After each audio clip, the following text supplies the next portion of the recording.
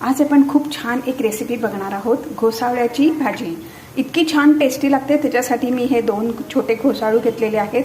हे छान कवळे घेतलेले आहेत। हे मी धुवून घेतलं आहे आणि वरची त्याची सालं काढून घेतलेली आहे।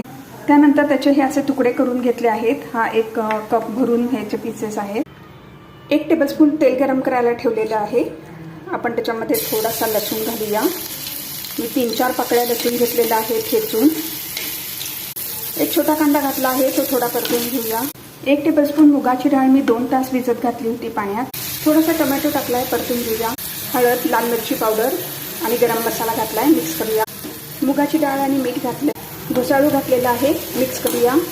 मिक्स केलं आहे, झाकण ठेवूया आणि वाफेवरती 5 मिनिटं भाजी शिजवूया। अजिबात वापरायचं नाहीये। हे थोडंसं ओलं खोबरं आणि कोथिंबीर घालूया आणि मिक्स करूया।